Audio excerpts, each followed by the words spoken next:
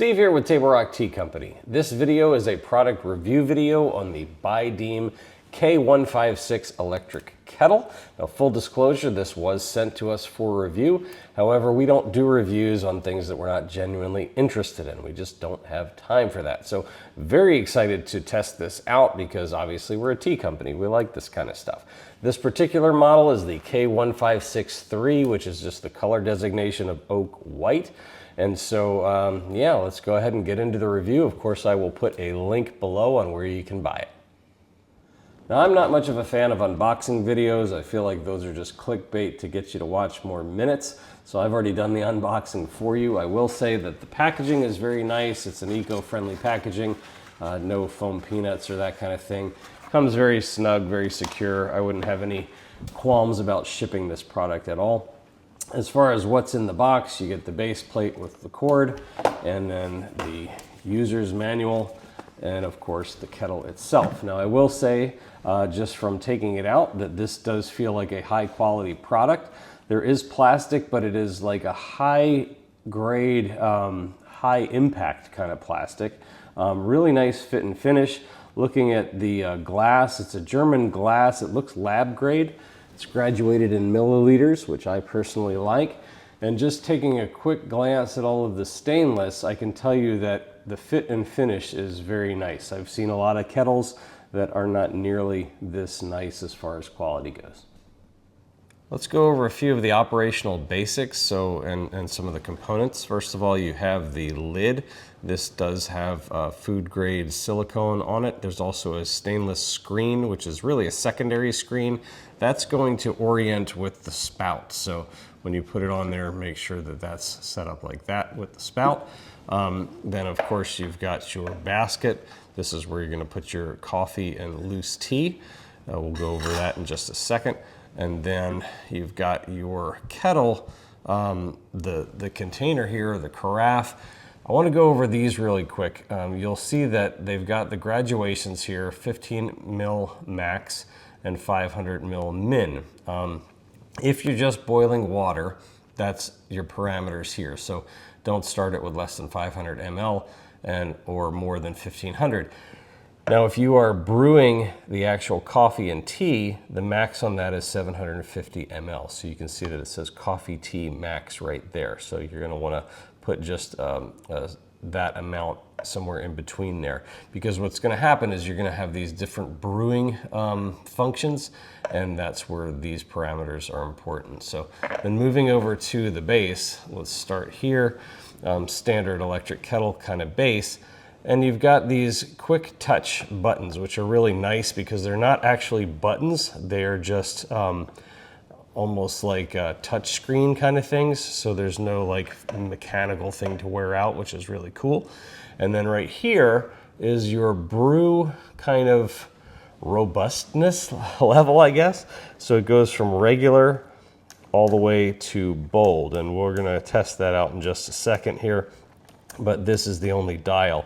And so obviously if you like your tea or coffee in a certain way, you can set that there. And so then it's got a light meter here that's going to indicate from left to right how the progress of your brew is going. So pretty simple. I think probably really well thought out as far as the interface goes. All right, so I think I have everything set here. I've got between 500 and 750 ml in my carafe. And today I'm gonna be using a Boston Tea Party, let's see, Jefferson's Peach Blend. Now, this is something that was given to us by the Boston Tea Museum, so it's kind of cool, kind of a anniversary thing. We participated in that event, as you may recall from an earlier video. So I'm just going to go ahead and put some in here, not really measuring it out at this particular time.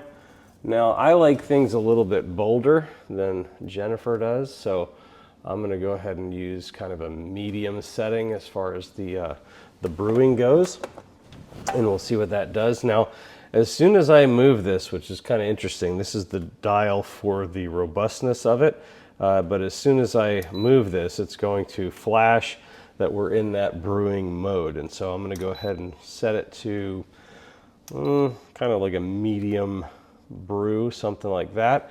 And you can see right here, I don't know if it picks up. Yeah, there you go. It's flashing.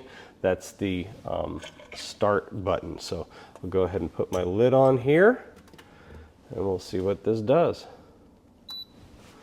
All right, so my indicator light 1 says that it's starting the brew session, and we're just going to watch it. This might be one of these things where I speed up the video, but we're just going to watch it and see what it does.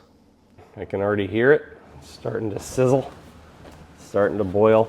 I think what this is going to do, if I'm not mistaken, is it's going to kind of surge the water up and down.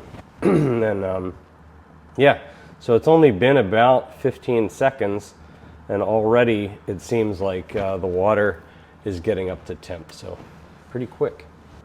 It's definitely boiling now. It's only been about, I would say, a minute 30 seconds, something like that.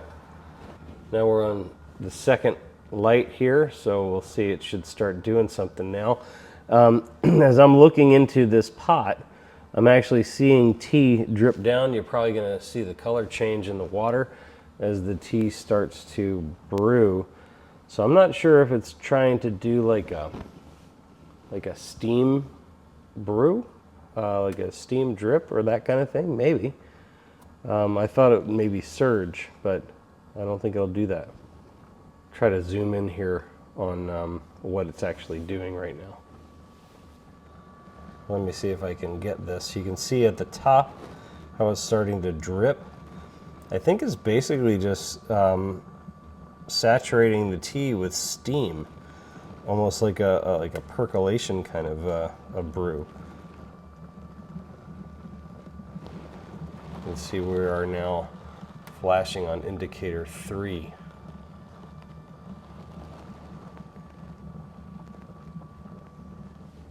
So yeah, from the looks of it, this is kind of like a steam percolator device, and I haven't really had tea that way, to be perfectly honest with you. Usually we have it in direct contact with the water, so I'm curious to see what this is going to taste like.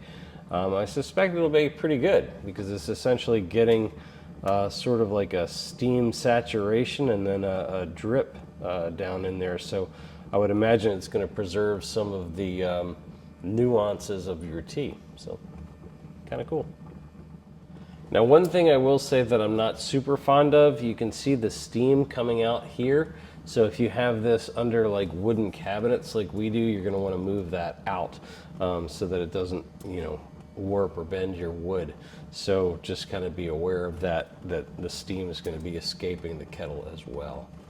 Okay, so we're on the final stage of our brew here. It is flashing at the last indicator light. So I'm just going to let it roll to see kind of what it does here at the end. I suspect it'll just stop and probably hold it at a certain like warmed temperature.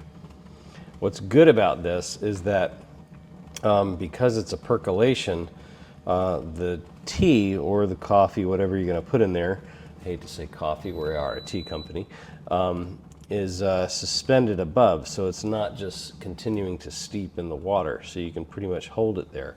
And yeah, it looks like that's what it's doing. It's basically just keeping it at warm, and the rest of it's going to just kind of drip down. So let's taste the tea, and then I'll give you my final thoughts. While I'm waiting for my tea to cool, I will say this, that cleaning this is very easy. Super, super easy, in fact.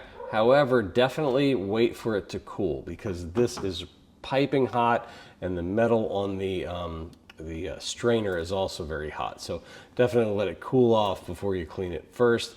Also, I think you'd want to do that anyway, because you don't want to just take this hot and hit it with cold water. You could potentially crack the glass, though I don't think that that's really an issue. Again, it's lab grade and all that good stuff. So yeah, cleaning is a breeze.